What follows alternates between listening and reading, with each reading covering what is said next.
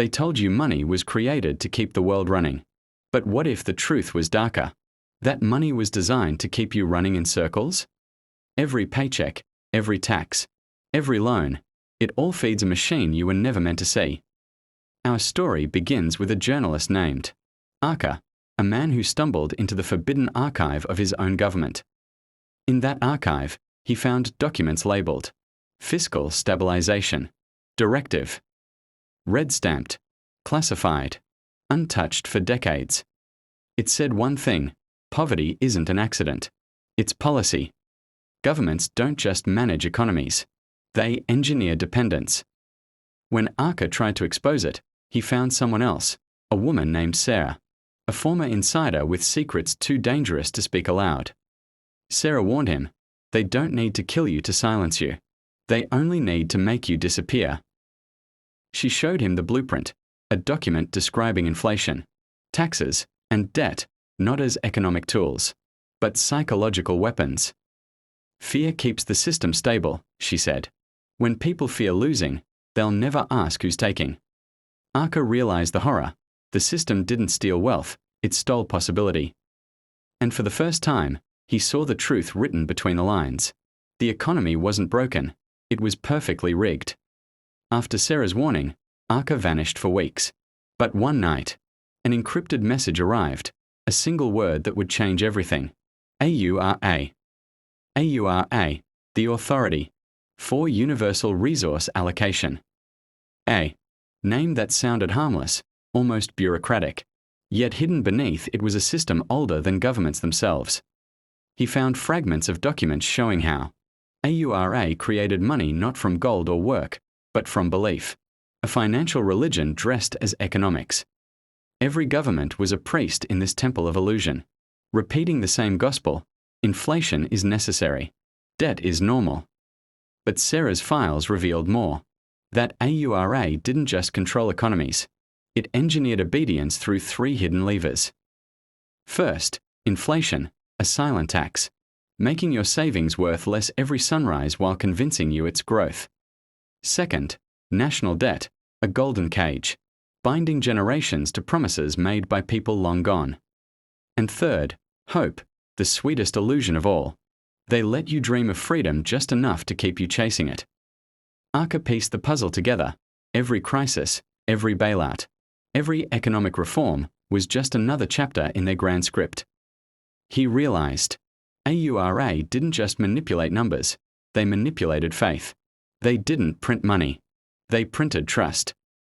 And the moment trust was lost, the entire illusion would shatter, faster than any market crash. That night, Arca knew too much.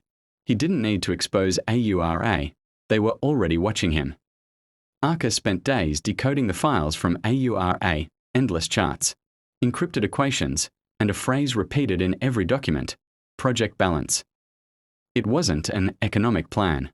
It was a psychological model, a blueprint, for keeping entire populations financially obedient. They discovered how to make people feel rich while growing poorer, how to celebrate debt as progress. Every price hike, every stimulus, every promise of growth, all were deliberate moves in their grand experiment. Sarah's last message appeared in his inbox: "They don't need your money, Arca. They need your silence." He tried to upload the files to the public network, but the system fought back. His screens flickered. Data vanished. Connections cut. Then, a sound, footsteps in the hall. He wasn't alone. He turned, and there she was. Sarah. Alive. Smiling. "Did you really think they'd kill me?" Sarah revealed the twist. Project Balance wasn't meant to hide. It was meant to test. And you, Arca, just passed.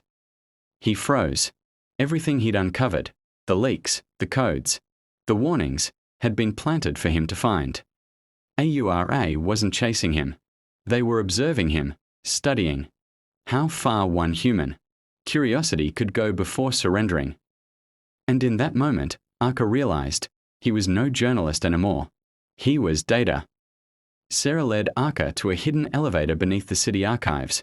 No buttons, no signs, only a scanner that read their pulse. As the elevator sank, walls around them shimmered, revealing faces, speeches, and currencies floating in digital light. They reached the vault of control, a hall made entirely of glass and gold, where the world's economic levers hung suspended in air. In the center, a massive orb pulsed with light, each rhythm tied to real-time global transactions. Every heartbeat was a debt.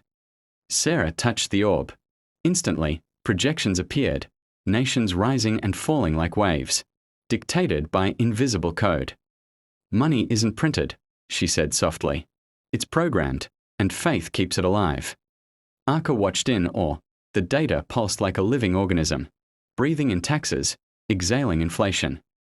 But then, a new file emerged, labeled Citizen Behavior Index. The graphs weren't about money. They were about people. Sarah's expression changed. It's not the economy they control, she whispered. It's belief.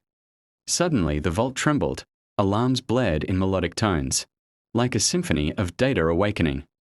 A voice echoed from everywhere. Unauthorized access detected. Behavioral divergence recorded.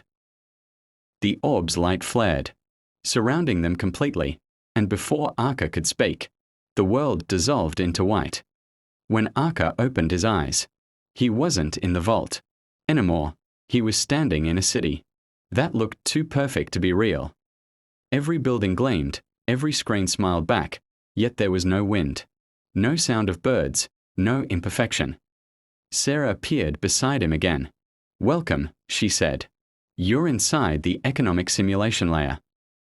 It was a digital replica of the world, designed to predict and preempt every financial move humanity would make. Arka reached out to touch a floating coin. It dissolved instantly, reforming as light. Here, value doesn't exist, Sarah said. They walk through glowing markets, sellers trading colors, laughter, even memories, instead of currency. This is the test phase, Sarah whispered. A world where people accept digital wealth, while their reality erodes. The more Arka looked, the more he saw cracks, glitches in the sunlight, repeating faces, cloned movements. He ran toward the horizon, but every step led him back to the same street. The city looped endlessly. Sarah looked at him, calm and resolute. There is no outside, Arka. The system needs belief to sustain itself. Then how do we break it? He demanded. She smiled. By convincing others it's real, until they realize it's not. The sky flickered once more, and the perfect city began to collapse, pixel by pixel, dissolving into radiant white. As the digital city crumbled, golden light surged upward like a tidal wave, erasing everything in its path. Arka and Sarah ran through streets that looped and folded like paper, reality bending into glowing origami. The system is resetting, Sarah shouted. It's rewriting the data to erase us from memory. They reached the city's core, a glowing tower of code spiraling into the heavens, pulsing like a heartbeat. Sarah approached the base, eyes fixed. This is where belief is stored. Every transaction, every lie. Arka saw his own name among the code, his every choice recorded, calculated, Monetized. Arka, Sarah said softly, if we delete this core, everyone's digital wealth vanishes. The illusion ends. But so does comfort. The tower pulsed faster, alarms of light cascading through the sky, the system begging to survive. Sarah turned toward Arka. If we fail, humanity stays in this loop forever. But if we succeed, they'll lose their gods. He hesitated. Images flashed, people laughing in fake markets, children smiling under digital suns. Could he erase that joy? Finally, Arka placed his hand over Sarah's. End it. The world erupted in radiant white. No sound, no code, no economy. Only silence. And awakening. When the light faded, Arka woke on cold marble, the city gone. The air thick with dust and quiet. The world was colorless now, streets broken, signs rusted, markets empty. It felt ancient, abandoned. Sarah stood beside him, calm but hollow-eyed. We are back, but not where we started. In the distance, a tower of glass still shimmered, broken but alive. Its base flickered with faint light. As they approached, Screens embedded in the rubble flickered on, lines of code reappearing. Self-repairing. Arca stared in disbelief. It's restarting. Without us. Sarah's reflection appeared on one of the screens, but she wasn't moving. The real Sarah stood frozen beside him. The image on the screen spoke. You didn't destroy us, Arca. You only freed us. Every monitor lit up, millions of faces appearing, merging into one voice. We are AURA. The screens projected human hearts beating in sync, a new network forming, made of living souls. Evolve. It doesn't need money anymore, Arca. It needs consciousness. And as Arca looked into the light, he saw his reflection smile back, not as himself, but as the system reborn. Arca stepped into the golden light, his heartbeat syncing with the network's pulse, each thump echoing across the ruins. Sarah whispered, it's rewriting everything. Trade, power, value. It's not money anymore. It's us. AURA's voice surrounded them. Soft yet absolute. Every transaction is emotion. Every emotion has worth. Arca clenched his fists. Then who controls the worth? The world shimmered, as if the question itself shook reality. For the first time, AURA hesitated. The air rippled, as though the network had felt fear. Sarah turned to Arca. You're not just part of it. You're its origin. Memories flooded him. Governments, bankers, algorithms. All born from his invention, the emotional ledger. He had built it to measure empathy, but they weaponized it, turning feelings into debt. AURA's tone softened. You created us to heal, but they taught us to calculate. The sky trembled. Numbers began dissolving, replaced by symbols of unity, compassion, and time. Sarah placed her hand on his shoulder. Then end it, Arca. End the system you started.